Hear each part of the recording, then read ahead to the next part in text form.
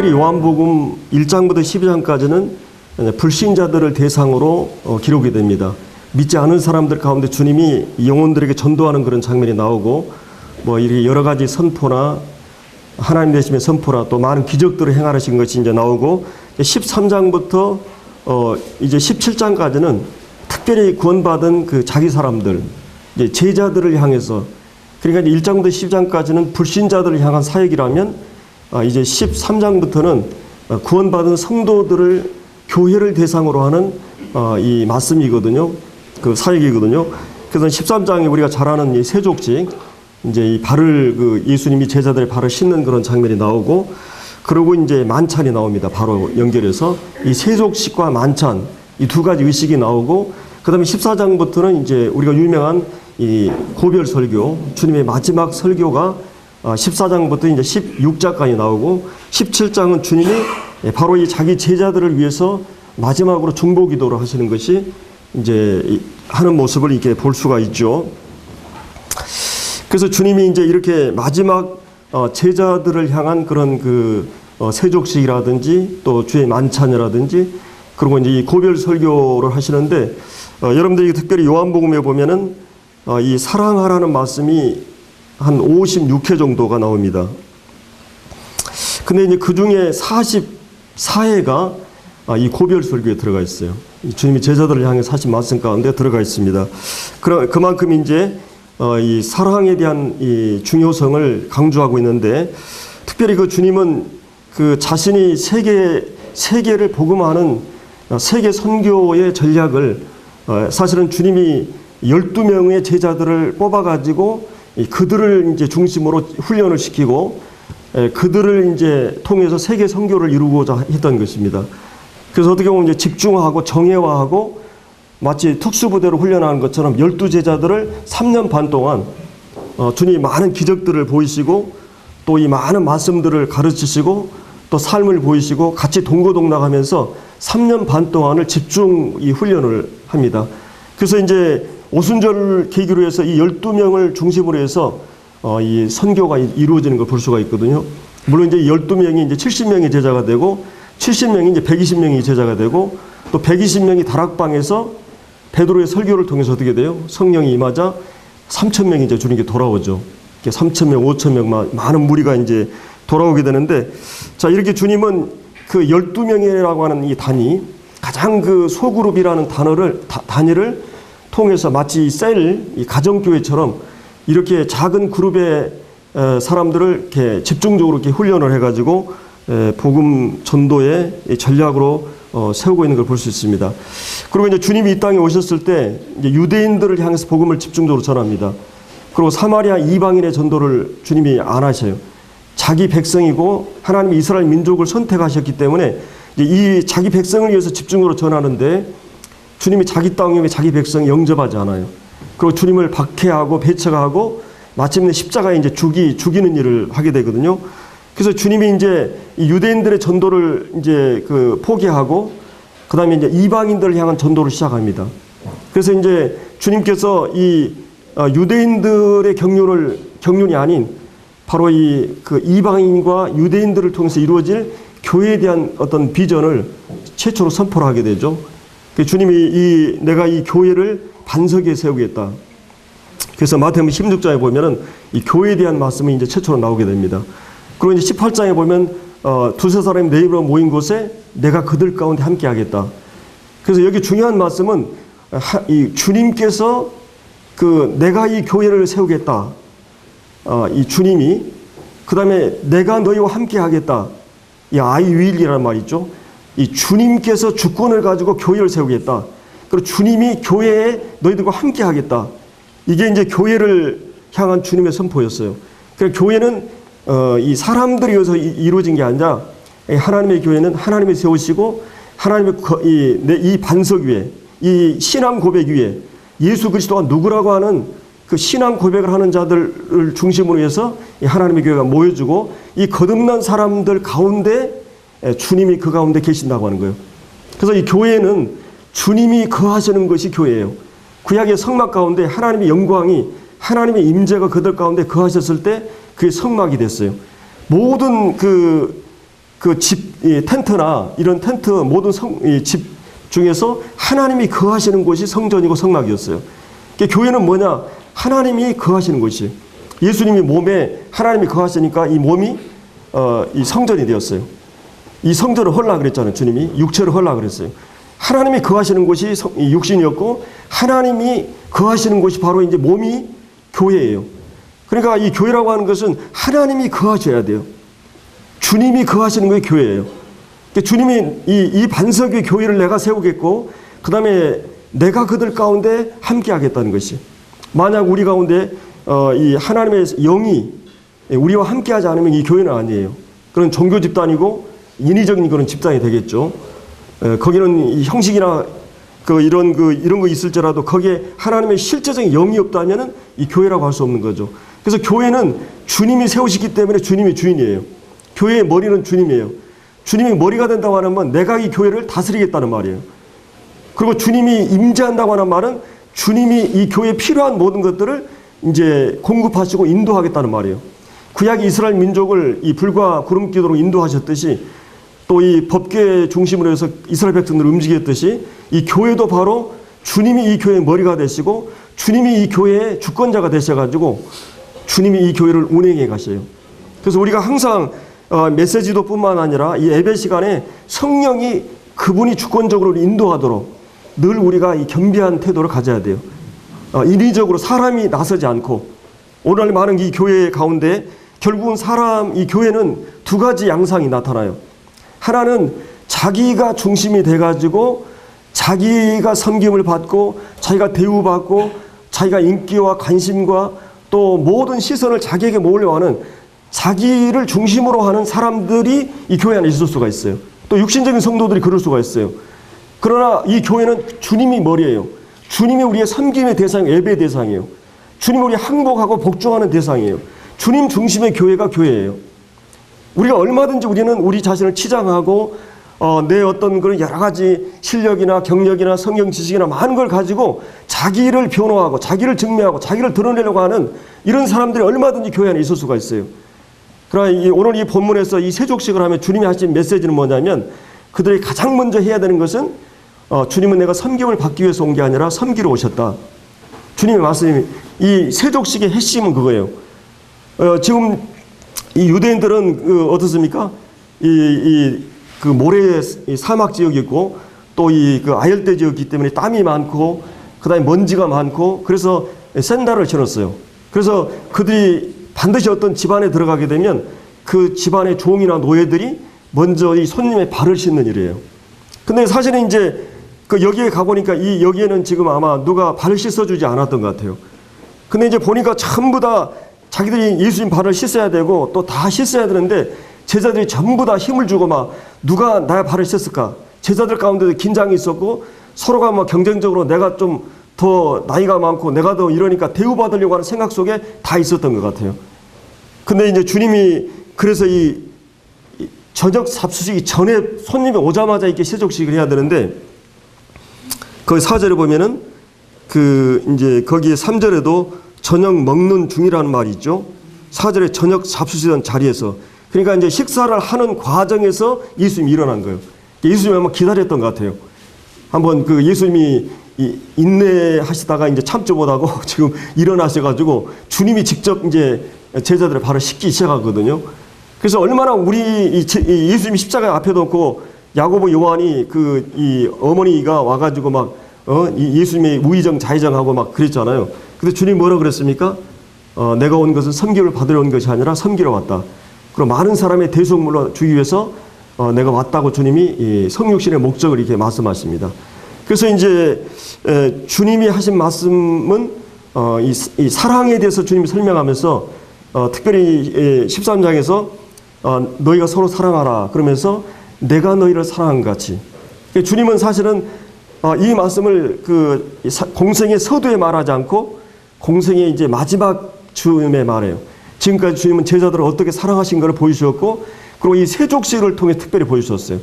그리고 세족식은 그것뿐만 아니라 주님이 십자가에 죽으실 것에 대한 하나의 모습으로서도 보여주고 있어요. 자기의 몸을 대속물로 주기 위해서 그 섬김을 위해서 주님이 오셨어요. 자기의 권리를 주장하지 않는 것이 사랑이라는 것이에요. 자기 권리를 주장하고 또 세상은 자기 권리를 주장하는 것이 세상이에요. 근데 주님의 왕국은, 하나님 나라는 자기 권리를 포기하는 것이 바로 이 하나님 나라의 특성이다. 그래서 이제 이 제자들을 모여놓고 지금 이 일들을 하고 있는 것을 볼 수가 있습니다. 13장 1절에 보면은 유월절 전에, 바로 예수님이 유월절에 십자가에 달리셨죠. 바로 주님이 죽으시기 바로 전날 유월절 전에 예수께서 자기가 세상을 떠나 아버지께로 돌아가실 때가 이룬 줄 아시고, 바로 이 세상 가운데 계시다가 이제 아버지께로 돌아가실 날을 아시고 또 세상에 있는 자기 사람들을 사랑하시되 끝까지 사랑하시니라. 그래서 여기에 보면은 주님께서 이제 어떻게 보면 이것은 주님에게 있어서 내일 십자가에 달려 돌아간다. 사람들에게 그토록 비참하게 모욕을 당하고 조롱과 희롱과 말할 수 없는 그런 그 처참하게 인격이 짓밟히는 이 벌레와 같은 이런 취급을 받는 그날이 바로 다음 날이요. 그리고 주님의 온갖 몸에 그 십자가의 못을 받고 그 십자가의 그 상함과 그런 모든 고통을 당할 것을 바로 내일 사형을 당하는, 그리고 이제 그 하나님과 영원한 교제 속에 있는 주님이 이제 잠시 아버지께서 예수님을 버리는 그런 고통 속에 들어가는 날이 바로 다음 날이라고 생각해 봐요. 자기 고통 때문에 지금 마음이 괴로워할 그 주님이, 자기 때문에 고민하고 슬퍼하고 괴로워할 그 주님이 바로 제자들을 염려하시고, 그리고 제자들에게 이 메시지를 주시고 또 이렇게 제자들을 끝까지 사랑하시는 이런 주님의 모습을 보게 돼요. 얼마나 이 긴장된 이 순간인데 주님의 사랑은 이 제자들을 향하고 있다고 하는 것을 우리가 이제 볼 수가 있어요. 이 세상의 한복판에, 세상이라고 하는 이 늑대가 들끓고 있는 양들이라고 작은 양들의 그룹이었고, 사단이 우글거리고 있는 악한 자에 처한 이 세상 한복판에 있는 자기가 사랑하는 사람들, 자기 사람들, 주님이 선택하시고 주님이 직접 부르시고 주님께서 인도하셨던 자기 사람들, 바로 이 자기 사람들을 주님께 사랑하시되 끝까지 사랑하신다. 이거 주님은 이 변함없는 사랑을, 그리고 이제 여기서 제자들이 자기를 버리고 도망갈 거를 알고 지금 가룟 유다가 자기를 배신할 걸 알고 바로 이 자기 사람들을 지금 사랑하고 있는 것입니다. 이런 주님의 사랑을 우리가 이제 생각할 때 얼마나 주님께서 그 이 사랑 때문에, 그리고 이 사랑은 무엇인가, 이 사랑은 무엇인가 하는 것을 보여주고 있어요. 그냥 이제 이 세상 사람들이 하는 사랑이 아니고, 어떤 분이 이제 아주 아름다운 여인하고 결혼을 했어요. 근데 이분이 갑자기 이 남편이 불치병이 걸렸어요. 그래서 병상에서 이제 거의 죽어가는데 자기 남편이 자기 아내를 보고 너무나 아름다웠어요. 눈망울이 아름답고 코가 아름답고, 그래서 내가 이제 사랑하는 당신을 놓고 떠나야 되는데 당신은 너무나 아름다워서 내가 죽자마자 당신을 많은 남자들이 당신을 가만두지 않을 거라고 그러면서 그런 얘기를 했을 때 이 아내는, 아니야, 나는 당신만을 사랑해, 끝까지 당신만을 사랑할 거야. 그래서 이제 계속, 그래서 이 아내가 밖에 나가서 그냥 눈 하나 빼버렸어요. 그리고 좀 있다가 이제 코도 하나 그냥 잘라버렸어요. 그랬는데 어떻게 하다가 이 남자가 2개월밖에 안 산다고 그랬는데 2개월이 아니라 뭐 5개월, 1년, 2년, 그러니까 몸이 그냥 다시 회복됐어요. 정상적인 몸이 됐어요. 근데 이제 어느 날 계속 살다가 이 남편이 산책을 하는데 이 아내에게 여보, 내가 참 당신을 끝까지 사랑하고 살고 싶은데 당신의 그 흉한 모습에 내 사랑이 바닥이 나가지고 내가 다른 여자를 사랑하게 됐다고. 이게 바로 이 에로스 사랑의 한계예요. 사람들은 다 자기를 위해서 사랑하는 것입니다. 이게 타락한 죄인들의 사랑이에요. 그래서 이제 제가 이제 미국의 어떤 그 결혼을 실패한 한 여자가 있었는데, 그 첫째 남편과 사이에 태어난 아들이 있어서 이 아들을 이제 안고 두 번째 결혼을 하게 됐습니다. 또 역시 원만치 않고 구타를 당하고 고생을 하다가 더 이상 견딜 수가 없어가지고 다시 이혼하게 되고 세 번째 남자와 결혼했어요. 역시 원만치 못했고 결혼할 때마다 제일 처음 얻은 아들이 마치 큰 혹과 같아가지고 불편하고 거추장스럽고 이런 존재가 됐습니다. 이 아들의 입장에서는 계속해서 의붓 아버지들을 두 번, 세 번 겪으면서 사랑받지 못하는 존재로 나는 왜 이 세상에 태어났을까? 왜 나는 살아야 하는가? 그런 고통을 느끼면서 이 아버지 어머니와 무서운 부부싸움을 보면서 나는 절대 저렇게 살고 싶지 않다. 그래서 이제 이 아내는 이 세 번째 남자와 결국은 이제 배신을 당하고, 이 어머니는 이제 이 아들에게 이렇게 말했어요. 사람을 결코 믿지 말아라. 사랑을 사랑하지 말아라. 세상은 진정한 사랑이 없다. 사랑하는 처럼 보이지만 실제는 다 가짜다. 아무것도 믿을 만한 것이 못 된다. 계속 그렇게 가르쳤어요. 급기야 이제 이 아이가 공격형의 성격을 가지게 되었고, 고등학교 다니면서 이제 큰 사고를 쳐가 퇴학을 당하고 군대에 입대하게 됩니다. 그 군대 특수부대 이 해병대에 들어가지고 큰 사고를 내가지고 불명예 제대를 하게 됩니다. 근데 이제 어쩌다 결혼을 했는데 아내의 사랑을 받아줄 줄 모르고 이해할 줄 모르고, 그런 항상 부부싸움을 겪게 되가 절망감을 느끼고 이제 서로 헤어지게 됩니다. 그래서 그런 어느 날 그 직장 6층인가 빌딩 위에서 그 건물 옥상에 올라가서 누군가를 기다리다가 1963년 11월 22일 우리가 잘 아는 존 F 케네디 대통령이 거기에 행렬하고 있을 때 그 총을 겨냥해서 이렇게 암살을 하게 됩니다. 바로 이 사람을 가리켜서 어떤 분은 가정의 비극이 우리 사회의 가장 큰 비극을 만들었다. 사랑받지 못한 아이가 이 범한 그 결과를 역사적인 비극을 이렇게 얘기했던 것을 보게 됩니다. 정말 이 세상은 자기를 위해서 사랑하는 것이요. 모든 것은. 그러나 예수님이 여기서 얘기하는 이 사랑은 그런 사랑이 아니에요. 예수님으로부터 아가페 사랑이 시작됐어요. 하나님의 사랑. 인간에게 하나님께서 이 사랑을 담아주셨는데 타락하면서부터 이 사랑은 죄로 말미암아 자기중심적인 사랑으로 변해버린 것을 보게 됩니다. 그래서 주님이 가장 하고 싶은 말씀, 그것은 바로 우리가 서로 사랑하는 것입니다. 사랑 안에 거할 때 바로 하나님 안에 거하고 하나님도 그 안에 거하게 됩니다. 하나님은 이 사랑이시기 때문에, 그래서 하나님의 자녀들이 하나님의 사랑을 실제적으로 이제 입은 자들입니다. 그러니까 이 사랑은 주님에게 사랑을 실제적으로 입은 사람, 주님에게 발씻음을 받은 사람, 주님에게 목욕을 입은 사람만이 이 사랑을 실제적으로 할 수 있어요. 자기를 초월할 수 있는. 사실은 이게 발 씻는 것은 뭐가 전제돼야 돼요? 자기가 무릎을 꿇어야 되고 자기가 비워져야 돼요. 자기가 내려놓지 않으면 이 일이 불가능해요. 정말 자기가 내려놓아야만이 주님이 자기를 비우시고 이 죽기까지 복종하는 이 사랑은 자기 비움으로부터 시작이 돼요. 뭔가 아직도 내 중심이 있고 내가 대우받고 내가 선민받고 내가 사람들의 시선을 모으려고 하는 자기 극복이 이루어지지 않으면 사랑은 아니에요. 자기를 위한 사랑이 될 수 있어요. 얼마든지 사람들은 계산적이고 이해관계나 꼼수를 부리고 잔머리를 쓰면서 내가 뭔가 이득이 되는가 이걸 가지고 다 사랑을 계산해서 사랑을 하게 돼요. 결국은 내 아내도 마찬가지예요. 하나님의 사랑을 알기 전까지는 사랑은 사랑이 아니에요. 에로스라든지 모든 사랑은 그런 한계를 갖고 있어요. 그런데 이 주님의 사랑을 아는 사람만이 주님이 전혀 이런 이 절대적인 사랑, 무조건적인 사랑, 계산적이지 않는, 그리고 한결같은, 그리고 상대의 안녕을 위해서 기꺼이 하는 사랑, 상대의 어떤 사랑할 만한 조건이 없고 그래도 여전히 하는 사랑을 이 아버지께서 어떠한 사랑을 우리에게 주셨는가, 이 사랑을 우리에게 주님이 보여주신 거예요. 주님이 이 땅에 오신 자체가 사랑의 출발이었어요. 그리고 그의 이 십자가의 죽음, 모든 것은 바로 이 아가페 사랑이 무엇인가를 우리에게 보여준 것이요. 이 사랑을 아는 사람만이, 이제 이 사랑을 경험한 사람만이, 이 사랑을 체험하고 입은 사람만이 이 사랑을 할 수가 있어요. 이 하나님의 사랑이세요. 그 사랑을 예수 그리스도 안에 담아가지고 우리에게 나타내셨어요. 그리고 사랑을 받은 사람만이 마치 태양을 반사하듯이 내 안에는 죄성이 있고 이기적이고 자기중심적이고 나만을 위해서 이게 똘똘 뭉쳐 있어요. 자기 정당화 합리화, 내 핑계와 나를 위한 공격, 나를 위한 모든 것으로 내 삶이 엮어져 가요.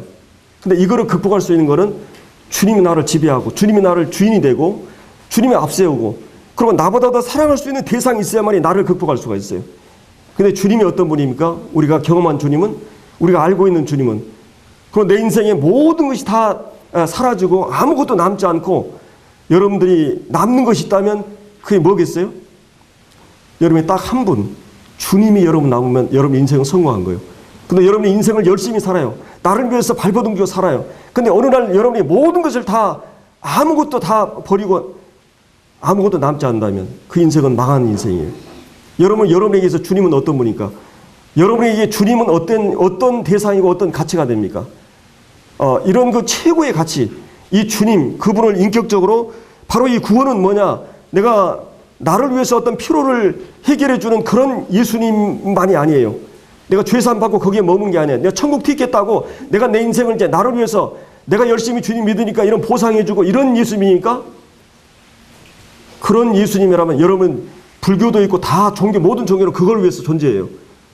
그럼 내가 섬기는 예수 그리스도, 그러면 나에게 생명을 주시고 내게 모든 것을 허락하신 영광스러운 기업을 준비하시고 이 하나님과 내가 하나가 묶어져 가지고 천국이 이 땅에서 실현되는 것이 영생이 주님과 나의 인격적인 하나됨이 이루어져 가지고 개인적으로나 교회적으로 주님이 함께 하심의 삶이 실제적으로 이루어지는 것이 영생의 삶이에요. 그걸 위해서 우리를 구원하신 거예요. 그럼 매일 여러분 주님의 말씀을 빛을 갖고 있습니까? 주님 음성이 들리고 내가 주님 앞에 기도하면서 그 기도의 응답이 이루어집니까? 이 삶이 실제적으로 내가 주님과 더불어 매일 내가 부부처럼 인격적으로 살아가고 있네요.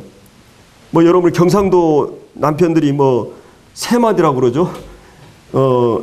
뭐라 그러죠? 내가 얼른 기억이 안 나는데 밥 먹은 너 그리고 자자 또 이게 세 마리라고 그러죠. 그만큼 말이 없고 사실은 이 부부가 그냥 형식적으로 그냥 사는 사람 있잖아요. 마음의 아픔을 서로 나누고 고통과 슬픔과 절망을 서로 내어놓고 나눌 때 그게 반이 되고 서로 좋은 일이 있고 기쁨이 있으면 서로 나누면서 배가 되고 이게 부부예요. 서로의 진실을 나누고 서로의 마음을 나누고 서로의 비밀이 없고 서로가 하나예요. 이게 부부예요. 하나님이 우리에게 이 부부관계를 위해서 구원받은 거예요. 여러분에게서 하나님은 어떤 분이세요? 그냥 하나의 관념적으로 그분은 내게 머릿속에 하나의 지식으로 존재하는 그런 하나님입니까? 액세서리입니까? 아니면 내 삶에 그분이 내 삶의 모든 것이 되시고 내가 사랑의 대상이니까 사랑의 대상은 내 모든 사랑은 사량이라 그랬어요. 생각사자 양, 생각의 양이 많은 것이 사랑이에요. 여러분 누구를 많이 생각하십니까? 정말 내가 사랑하게 되면 사랑하는 대상이 내 마음을 완전히 지배하게 돼 있어요. 여러분의 주님은 여러분의 사도 바울은 내게 사는 것이 그리스도라 그랬어요. 살든지 죽든지 내 모든 삶의 동기는 그분이었어요. 그분의 사랑에 나를 강권하신다 그랬어요. 그것이 사도 바울의 삶을 이끌어가는 원동력이었고 이 추진력이었어요. 이 주님을 여러분은 어떻게 알고 있습니까? 나의 모든 것을 다해서 사랑할 수 있는 대상, 그분이 주님이시라는 거예요. 그래서 우리는 하나님의 사랑을 입은 자녀, 그래서 반드시 하나님을 사랑하게 되면 형제를 사랑하게 돼 있어요. 그러니까 형제 사랑하지 않는 사람은 그 사람은 하나님의 사랑을 체험한 사람이 아니에요. 구원받은 확실한 증거, 그것은 그 사람의 정말 믿음이 있는가? 그 사람의 믿음은 좋은데 형제 사랑하지 않는다. 그것은 믿음이 좋은 게 아니에요. 믿음은 반드시 형제 사랑의 반비례예요.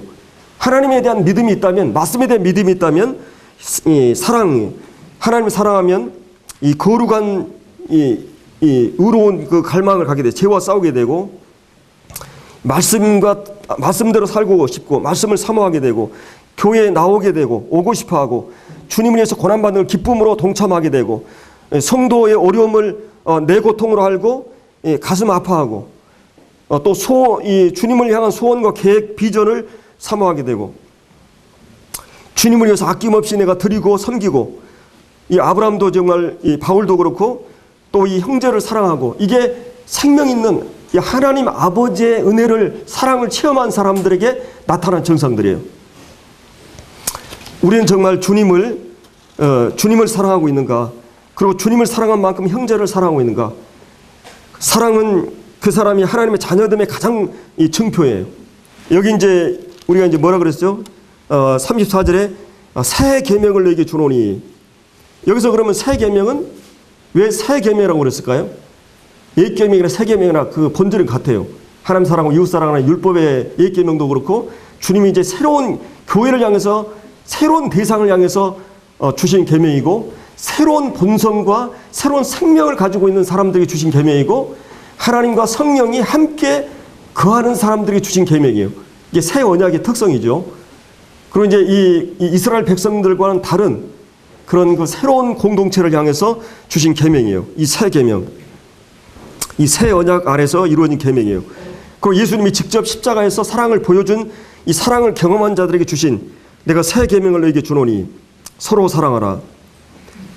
이제 우리 그리스도인들에게 있어서 지상 최대의 명령은 바로 이 서로 사랑하는 것입니다. 또 성령이 하나 된 게 하신 것을 힘써 지키라 그랬어요. 그 예루살렘 교회는 어땠어요?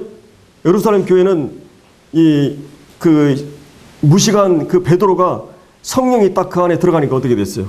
성령이 임하자 그 메시지 설교의 내용은 뭐예요? 메시지 설교의 내용은 그리스도였어요. 그리고 성령의 충만한 가운데 이 말씀이 증거됐어요. 그랬을 때 어떤 일이 일어났습니까? 사람들의 마음이 양심이 찔렸어요. 내가 어찌할꼬? 이 하나님의 성령에 통해서 말씀이 들려졌을 때 양심이 찌르고 그리고 그들이 어찌할 바를 몰랐어요. 그리고 이 스데반의 설교를 듣고는 그들을 대적했지만 이 베드로의 설교를 듣고 그들이 회심하게 됩니다. 3,000명이 주님 앞에 돌아와요. 그러면 이제 이 구원받은 성도들이 무엇을 했느냐? 그들이 간절하게 전혀 힘썼던 것이 있어요.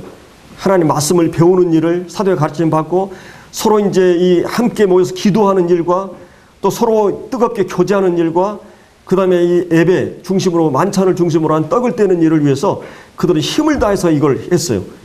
그래서 하나님께서 이 교제가 풍성하게 이루어진 그들 모이기를 힘쓰고 서로 음식을 나누고 물질을 나누고 시간을 나누고 그런 교회 위에 주님이 어떻게 했어요? 구원받은 사람을 날마다 하나님께서 더해주셨다고 말하고 있어요. 이 예루살렘 교회. 그래서 어떻게 보면 오늘날 많은 교회들이 이제 이 목사들이 세상적인 학력과 많은 경력과 또 이력과 찬란한 그런 그 학문을 가지고 지식을 가지고 이 설교하는데 그들의 이 머리를 풍성하게 할지 모르지만 그들의 영혼을 울리고 영혼을 거듭나게 하는 성령의 역사가 없어요. 오늘날 이 교회는 성령의 역사가 빠져버린 거이다. 왜 베드로나 이 무식한 12제자들이 그토록 세상을 뒤집는 일을 하게 되었습니까? 그들의 성령이 그들과 함께 있기 때문에. 개인이나 교회나 성령의 역사가 중단되면 아무런 의미가 없게 되어 있어요. 그리고 성령은 어디로 향하게 해요? 그리스도를 증거하고 높이게 해요. 그리스도를 알고 깨닫게 해요. 하나님께서 그리스도 안에다 모든 걸 전시해 놨으니까, 하나님 자신의 모든 것을 그리스도 안에서 다 드러냈으니까, 그리스도를 알아야만이 하나님이 어떤 분인가 알기 때문에 결국 신앙의 모든 문제는 하나님 아는 문제예요. 근데 하나님 아는 것은 반드시 그리스도 안에다 모든 것을 이 책에다 드러내놓고 바로 이 스승이고 코치와 멘토가 바로 이 성령이에요. 성령만이 이 성경의 진정한 진리를 알게 해주기 때문에 이제 성령의 인도를 받아야만이 우리 삶이 실제적으로 내 인격과 지성이 각성을 받고 소생하고 내 영혼이 주님을 향한 뜨거움으로 주님을 섬겨나가게 되는 것입니다. 그래서 이 예루살렘 교회에도 그랬어요. 이 에베소 교회도 마찬가지예요. 바울이 에베소 교회에게 너희가 은혜와 평강이 있기를 바란다. 그래서 사실은 이 에베소 1장은 은혜를 얘기해요. 하늘에 속한 모든 신령한 복을 예수 그리스도라는 이 통로를 통해서 우리에게 다 주셨어요. 우리 창세를 선택하시고 아들 삼으시고 죄사함 받게 하시고 이 모든 계시지를 깨닫게 하시고 기업을 얻게 하시고 성령을 보증으로 주시고 인치시고 이 모든 것이 하나님께서 아들을 통해서 우리에게 주셨어요. 이 하늘에 속한 모든 신령한 것은 하나님 일방적으로 은혜로 우리에게 주신 거예요. 그랬을 때 2장이 어떤 일이 일어나요? 하나님과 우리가 평화하게 되고 이방인과 유대인이 평화하게 되고 이 평화가 화평이 이루어지게 돼 있어요. 그래서 이제 이게 4장 1절부터는 너희가 성령이 하나 되게 하신 것을, 성령이 하나님의 은혜를 깨닫고 하나님과 우리가 화목되고 이방인과 우리가 하나 된 이 하나됨을 이미 성령이 하나 되게 하신 것을 너희가 힘써 지키라. 힘써 지키라. 그래서 이 교회의 가장 중요한 이 숙제는 바로 성령이 하나 되게 힘써 지키는 거예요. 그리고 말씀과 떡을 떼고 서로 교제하고 기도하는 일을 전혀 힘쓰는 거예요. 전혀 이렇게 힘쓰게 될 때 하나님이 거기에 충만함을 주시고 이 체험을 주셔요. 그 체험을 줄 때 어떤 일이 일어납니까? 결과로 그의 두려워에 있다는 말이 나와요. 이 교회는 하나님의 영이 인도할 때 이 두려움이 있어요. 경건함과 경외심이 있어요.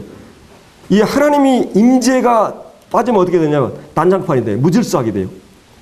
교회가 막 완전히 무슨 도태기 시장같이 되어버리는 거예요. 그럼 하나님의 영이 임하게 될 때 거기에 이 하나님 말씀의 권위가 서게 되고 거기에 두려움이 있게 돼요. 사람들이. 막 기적이 일어나고 막 사람들이 아나니아 삽비라가 죽은데 어떤 일이 일어나요? 막 사람들이 두려워하게 되는 것이. 이 거룩한 두려움이, 경건한 두려움이 이 교회에 있게 돼. 하나님의 임재가 있을 때. 그리고 그들이 어떻게 됩니까? 서로 자기 것으로 권리를 주장하지 않아요. 모든 것을 나눠요. 막. 서로 물질을 막 나누고, 자기의 막 음식을 나누고, 자기 주장을 하지 않아요. 권리를 주장하지 않아요. 자기에 있는 걸 다 나누고, 사랑이 실제적으로 이루어져요.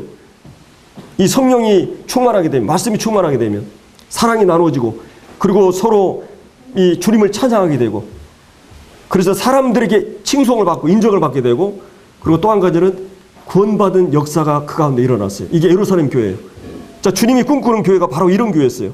바로 주님이 이 고별서에서 최초로 하는 말씀이 이 사랑을 지금 이들에게 부탁하고 있는 거.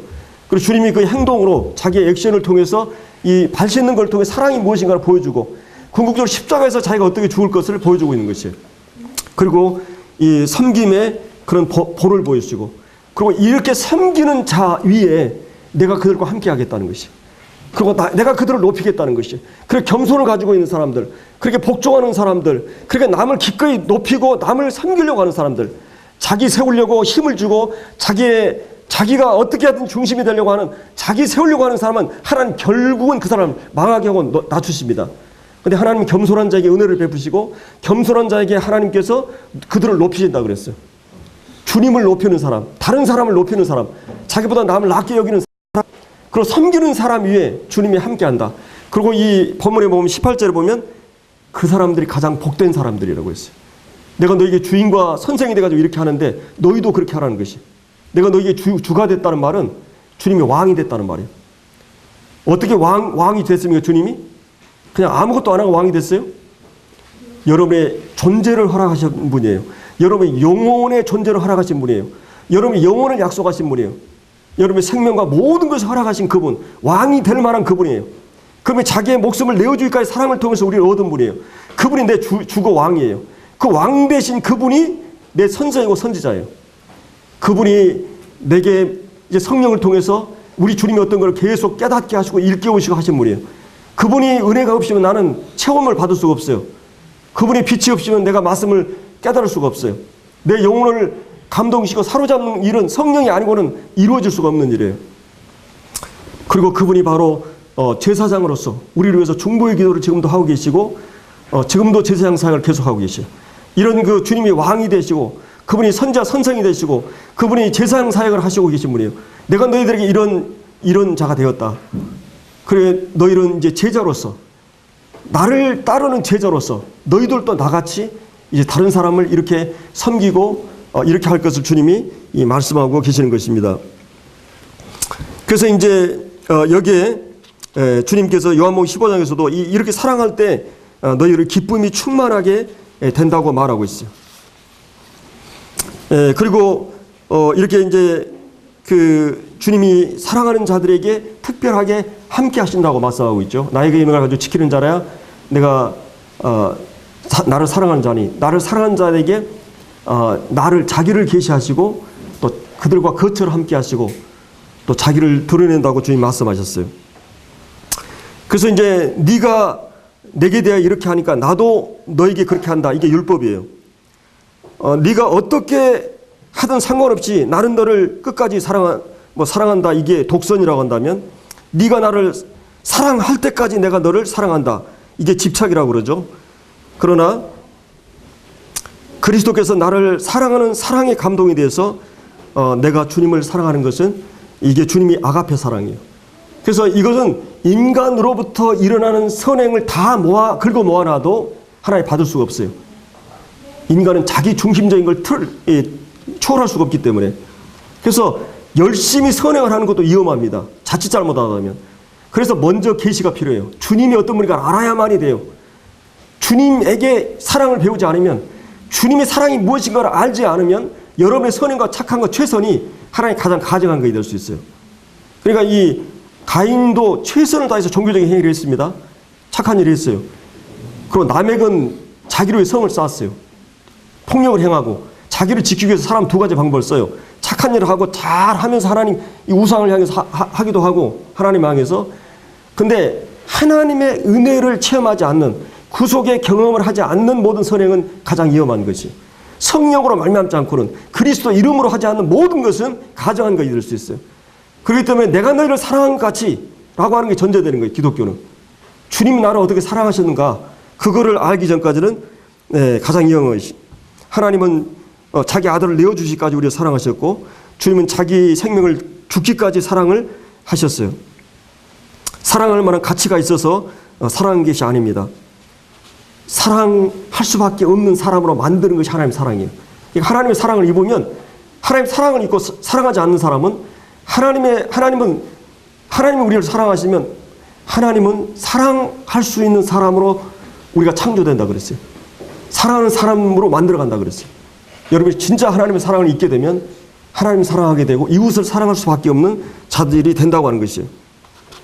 이런 희생적인 주님의 사랑을 우리에게 보여주셨던 것입니다. 그래서 우리가 이제 이런 그 사랑은 대상을 필요로 하죠. 홀로 사랑할 수 없잖아요. 사람은 사랑을 먹고 사랑을 입고 자라게 돼 있어요. 그렇게 살도록 하나님 만드셨어요. 그래서 하나님은 고독을 싫어하시고 독처하는 것이 좋지 않아요. 창조나 구속의 모든 목적은 바로 하나됨, 이 사랑이 있어요. 그래서 사랑은 사람이 사람을 사랑할 때 가장 사람다운 사람이 된 것입니다.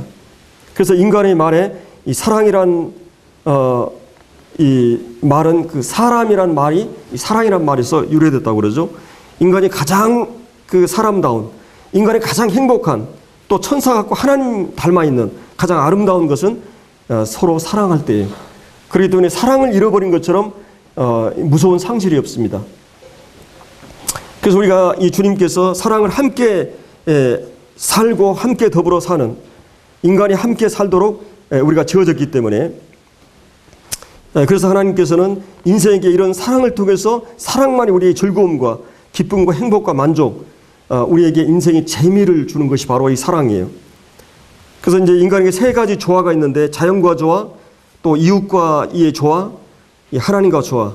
그래서 먼저 하나님과 우리가 조화될 때만이 이 모든 하나님 마음으로 하나님께로부터 왔던 것을 알게 되고, 또 이 사람은 이런 그 사회성과 이웃과의 조화가 이루어지지 않으면 진정한 행복을 가져올 수가 없게 되는 것입니다.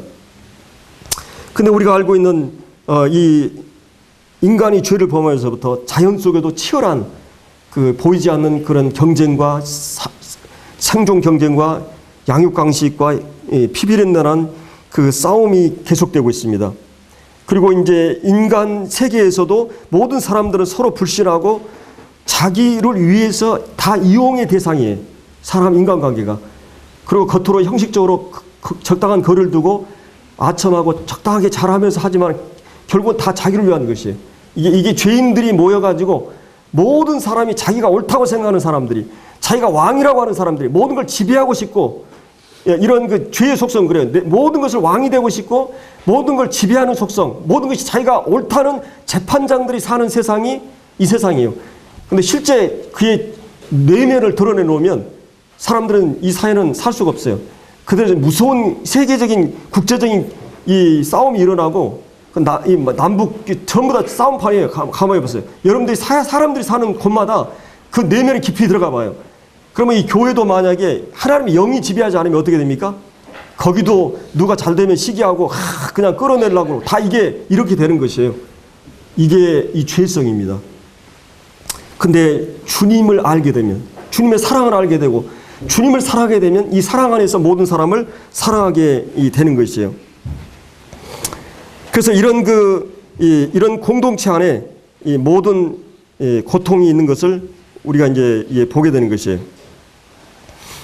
그래서 이 교회도 이 콘스탄틴 황제가 기독교를 국교로 받아들이면서부터 이 1세기부터 3세기까지 성도들의 핍박 속에서 정말 사랑이 이루어졌던 이 교회가 이제 지금 여러분들이 중국이 50년 공산화를 하고 딱 뚜껑을 열어보니까 이제 사람들 생각이 어떻게 생각하냐면, 아이고 이제 중국은 완전히 무신론, 공산주의, 유물론 해가지고 공산주의는 하나님을 배격하잖아요. 근데 뚜껑을 50년 만에 딱 열어보니까 어떻게 된 줄 아세요? 지하교회 성도들이 제가 알기로 뭐 8천만인가 1억 가까이 됐다고 그래요.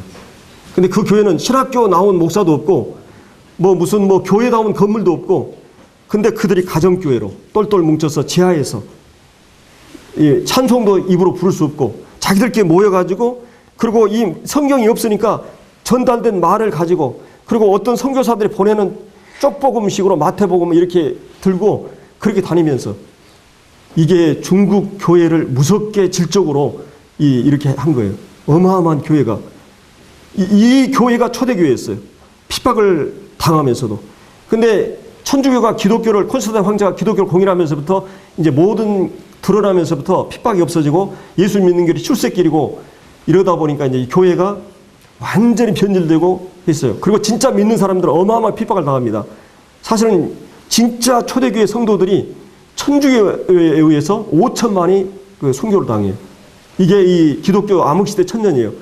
말틴 루터가 1517년 종교개혁 할 때까지 기독교는 암흑시대를, 그리고 진짜 믿는 사람은 다 사막으로 지하로 피신하면서 살게 됩니다.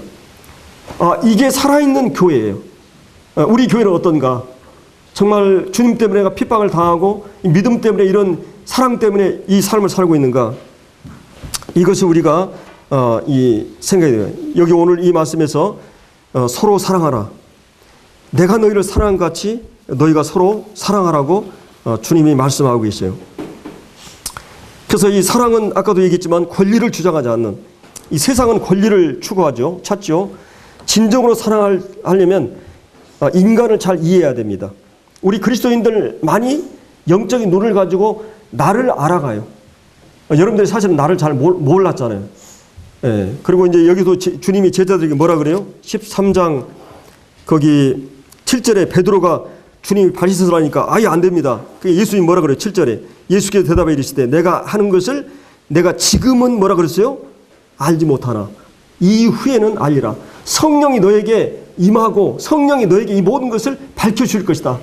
그럼 내가 하는 일보다 더 큰 일을 할 것이다. 사실은 예수님이 한번 전도해가지고 3,000명 구원받았어요. 베드로는 막 3,000명 구원받잖아요. 놀라운 일들을 하게 됩니다. 그래서 우리가 처음 구원받았을 때는 모르는 게 많아요. 근데 성령이 날이 가면 갈수록 말씀의 빛을 또 거울을 통해서 인간이 이런 존재구나. 하나님을 떠난 인간이 어떤 존재인가를 나를 제대로 이제 파악해가는 것이에요. 나를 알아가요. 세상을 알아가요. 이 세상의 실체를 알아가요. 죄인들의 실체를 알아가요. 그리고 인간이 어떻다고 알아가요. 그렇기 때문에 우리는 이제 인간을 이해해야만이 사랑할 수 있어요. 인간은 기질과 행동, 습관이 다 달라요. 우리가 자식 키워봐도 자식도 다 달라요. 10인 10색이에요. 그것을 잘 이해하는 것이 사랑이에요. 그 약점을 용납하는 것이 사랑입니다. 그 약점을 비난하고 허물을 들춰내는 것이 아니라 이 시간이 필요하고, 때로는 머리로 이해하지만 감정이 그걸 받아들이지 못하고 치밀어 오를 때 때로는 그것을 나 자신을 설득해야 돼요. 말씀으로. 이 내 감정은, 본능은 그걸 용납하지 못하잖아요. 그런데 적당히 이제 이런 시간들이 필요하고, 그래서 주님이 나를 어떻게 사랑하시는가를 생각하면서 우리는 내가 감정적으로 사랑하는 것이 아니라, 이 성경이 얘기하는 사랑은 뭐예요? 의지적인 사랑이에요. 내가 저 사랑이 간다 이런 감정이 아니고, 내가 저 어려움에 대해서 인내하는 것, 참는 것, 이걸 할 수 있잖아요.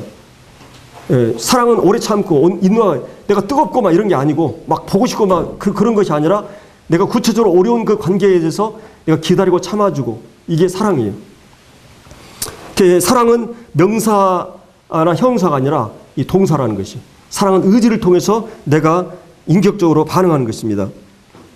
그래서 주님께서 이런 이 사랑을 끝까지 우리를 사랑하시고, 이 겸손히 자기를 비우고 우리를 섬기는 사랑을 우리에게 보이셨어요. 그래서 이 갈라디아서 5장에서 우리가 서로 사랑으로 종노릇하라, 이렇게 말하고 있어요. 그래서 이제 내 마음을 비우고, 또 내가 그 사람 상관없이 내가 받을 때 그 사람들 편하게 되고 위로가 되고 따뜻하게 되고, 내가 군림하고 왕이 되고 법과 원칙 이런 내가 왕노릇하려고 하면 사랑을 실패해버립니다. 내가 정말 낮아져서 들으려고 그러고 기다려주고 포용하고, 그리고 그러면 그런 사람 편해요. 가까이 가고 싶어요. 이게 사랑이에요. 사랑은 구체적으로 내 인격의 결단을 통해서 이루어지는 것입니다. 이제 우리가 마지막으로 오늘 이 본문을 자세히 볼 수는 없고요. 이 13장 35절에 너희가 서로 사랑하게 되면 그러니까 여러분의 전도를 약간 내가 적극적으로 말로 전도하는 걸 못해도 전도의 가장 중요한 방법을 주님이 말씀해 주고 있어요. 그 뭐냐면 너희가 서로 사랑하는 일을 할 수 있지 않느냐. 이거. 가장 어려운 것 같으면서 주님이 다 보이셨고 할 수 있는 거예요. 그럼 내가 성질 내주고 싶으면 일단 참는 것이 사랑이에요. 그게 사랑이에요. 사랑은 배려예요. 화장지를 내가 많이 쓰고 싶은데 적당히 쓰는 거예요. 내가 다른 사람 불편하지 않게 해주는 거예요. 사랑은 구체적으로 그런 거예요. 내가 소등을 하고 전략하고 검소하게 살고 절제하고 여러분 월리엄 맥도날드 형님이 사랑이 무엇이냐? 그건 구체적인 배려예요. 상대를 편하게 해주는 거예요. 내 중심으로 어떤 걸 상대 나를 섬겨주고 내가 편하고 난 그냥 나를 위해서 살고 싶죠. 근데 조금 내가 내 몸이 뭐해도 상대를 위해서 내가 조금 희생하고 작은 그 일이 섬기는 건 이게 작은 일이에요. 여러분이 주차하는데도 그냥 내가 막 먼저 들어가는 게 아니라 작은 배려가 작은 것이 사랑이라는 것이요. 주님은 그것을 귀하게 본다는 것이요. 그게 사랑이라는 것입니다. 그런 것이 모여졌을 때 이 교회 안에는 그런 작은 애와 배려와 이런 작은 서로에 대해서 애를 갖출 때 이게 이 사랑의 공동체가 되는 것이죠. 뭐 너는 어떻든 그냥 내가 내 마음대로 막 이렇게 해버리면 그건 사랑이 아닌 것이죠. 이 부부관계도 마찬가지죠. 이런 작은 배려와 애가 결국 서로 이 사람은 감정이 있기 때문에 일단은 뭐 나는 너를 사랑해 그러고 막 함부로 해버리면 여러분이 강아지 저기 예쁘다고 때리면서 막 긁으면 물어버려요. 예, 사랑도 격에 맞게 해줘야 되는 것이죠. 그래서 이 사랑을 구체적으로 이제 우리가 할 때 사랑하면 뭐라 그랬어요? 이로써 모든 사람이 너희가 내 제자인 줄 알리라. 저 사람은 하나님 믿는 사람으로 인정한다는 것이죠. 하나님 믿지 않은 사람들 여러분은 하나님 믿는 사람으로 사랑은 그리스도의 표제예요. 세상이 할 수 없는 사랑을 우리가 할 때 세상 사람들이 우리를 그리스도로 인정하는 것은 내가 이 성경 지식이 많고 내가 뭐 다른 어떤 뭐 내가 외모를 어떻게 하고 이런 것이 아니고 이 사랑 주님이 주신 사랑을 작게 나타낼 때 하나님 믿지 않은 사람들이 그걸 알아요. 내가 머리에 수건을 썼기 때문에 내가 지금 만찬을 떼기 때문에 안 믿는 사람이 여러분한테 사랑을 느낀 게 아니에요. 여러분 믿지 않은 사람 여기 딱 와가지고 뭘 느껴요? 여기 사랑을 통해서 이 사람이 하나님 믿는 거를 확인하는 거지. 그렇기 때문에 이 사랑하게 되면 이로써 모든 사람이 너희가 내 제자인 줄 알리라. 그러면 그 제자인 줄 알게 될 때 어떻게 돼요? 그 사람들은 자기 안에 없는 그 공허함, 그 자기 안에 없는 그 만족이 없는 행복이 없는 뭔가 저 사람이 돈이 많기 때문에 사회적인 어떤 이력이라든지 이런 것이 저 사람 안에 있는 이 즐거움과 행복과 만족을 관심을 갖게 되는 거예요. 거기에 매력을 느끼게 되는 것이. 그래서 우리가 이런 기초적인 태도가 전도의 가장 중요한 이 발판을 형성하는 것입니다. 그래서 우리가 이렇게 될 때 모든 사람이 너희가 내 제자인 줄 알라. 그래서 주님이 이것을 얘기했고 이거를 실천하는 교회가 어디인 교회였어요? 지금 얘기했던 예루살렘 교회나 안디옥 교회라든지 지금 에베소 교회라든지 빌라델비 교회 이 사랑을 실제적으로 이루었던 교회들이 주님께서 열린 문을 두시고 구원받은 사람을 날마다 더하게 하시고 이 교회에 하나님이 충만함이 넘치게 하도록 역사하셨던. 그래서 주님이 주님과 우리의 포도나무의 관계를 통해서 또 성도들의 이 관계를 통해서 열매를 더하게 하심으로 하나님의 영광을 받으시고 우리가 기쁨이 충만하고 우리도 행복하고 그 다음에 너희가 내 제자인 줄 알리라고 말씀하셨어요. 기도하고 마치겠습니다.